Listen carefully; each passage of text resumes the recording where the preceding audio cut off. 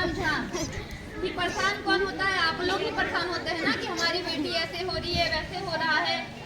तो उसको समय दीजिए, पढ़ाइए, लिखाइए। एक उम्र आने दीजिए जब आपको लगे कि शादी के लिए 21 साल, 22 साल, 25 साल मैच्योर हो गई है आपकी लड़की, तभी उसका विवाह करिए और उससे पूछ के करिए। ठीक है? समझ में आई आप लोगों को भी? ये बात पुरुषों के लिए ज्यादा मेन है। महिलाएं क्या है, वो आप लोग के नीचे दबी हुई हैं।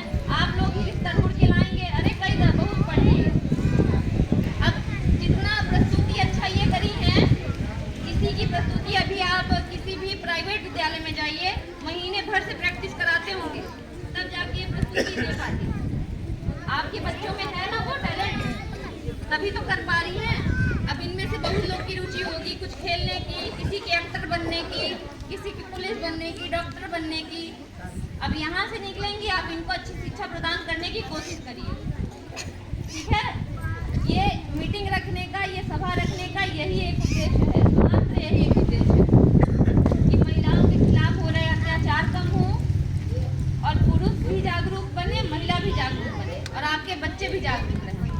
पर यहाँ विद्यालय का स्टाफ इतना अच्छा है कि बच्चों को बहुत जागरूक करके रखा है। ठीक है? और इन सब के लिए एक बार फिर से देर से ताली बजा दो।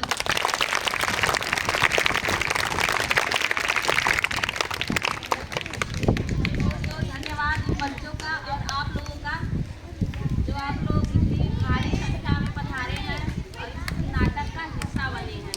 बहुत अच्छा लगा हम लोगों को, बहुत अच्छा लगा आप लोगों के पास यहाँ आकर आप लोगों को देखकर कि आप लोगों ने इसको अच्छे से देखा, सुना और कुछ सोचा समझा होगा, अपने अंदर विचार विमर्श किए होंगे। इस नाटक का उद्देश्य क्या रहा है, इस नाटक का उद्देश्य क्या रहा, कैसा लगा ये नाटक, इसलिए ये नाटक रचा गया था, रखाया गया था यहाँ पे इस रंगमंच पर, बाल विवाह को रोकने के लिए कि समय से पहले, उम्र से पहले अपने बच्चों का विवाह मत करिए। उनके भविष्य को देखते हुए उनको पढ़ाइए, लिखाइए, आगे बढ़ाने की कोशिश करिए। वो जब पढ़ेंगे लिखेंगे तो अपना भविष्य खुद तय करेंगे कि हमें करना क्या है, हम अपना अच्छा भला खुद पहचानेंगे। ठीक है? तो इसमें किसका सपोर्ट होना चाहिए, किसका सहयोग होना चाहिए? बच्चों को आगे बढ़ने में सबसे पहला हाथ, पहला कदम किसका होता है? माता का प्लस पिता का।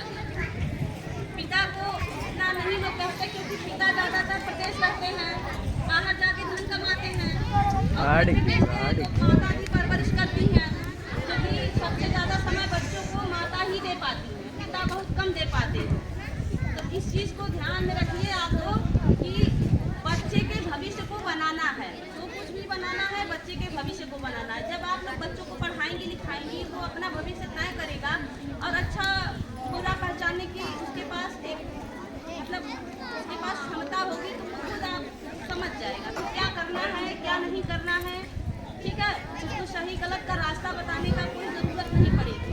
अभी हम लोग आ रहे हैं आप लोगों के बीच में, ये सब आप लोग थोड़ा समझदारी दिखाते तो इन सब चीज़ों की ज़रूरत नहीं ना पड़ती। ये हेल्पलाइन नंबर लेने के गाँव हम लोग नहीं ना घूमते। तो इन सब चीज़ों की आप लोगों के पास नॉलेज नहीं है तो सारा सब कुछ यूट्यूब पे आ रहा है। जो भी सरकार द्वारा या प्रशासन द्वारा योजनाएं चलाई जा रही हैं, आजकल सारा सब चीज़ यूट्यूब पे आ रहा है, लेकिन ये चीज़ें लोग देख नहीं पा रहे, जान नहीं पा रहे, इससे जागरूक नहीं हो पा रहे। इसीलिए प्रशासन द्वारा ये आदेश हुआ है कि हम लोग आप लोगों के बीच में जाएँ, चाहे नाटक के माध्यम से, चाहे आप लोगों को भाषण के माध्यम से, चाहे पंचायत के माध्यम से आप लोगों के बीच में ये चीज़ें प्रस्तुत करें। ठीक है? बताएं ताकि जो भी अपराध हो रहे हैं वो अपराध कम हो। ठीक है? कल पिटवा की घटना है, आप लोगों ने सुना होगा, देखा होगा, उसके बारे में जरूर कुछ पता होगा आप लोगों को। पता है कि नहीं? किसी को पता नहीं? बताएं ना। धन्यवाद सर जी, आपको जो आप लोगों इन लोगों को इस चीज़ से रूबरू करवाए हैं, बताए हैं। कल की घटना क्या थी, एक महिला थी, उसकी 3 साल पहले शादी हो गई। ठीक है?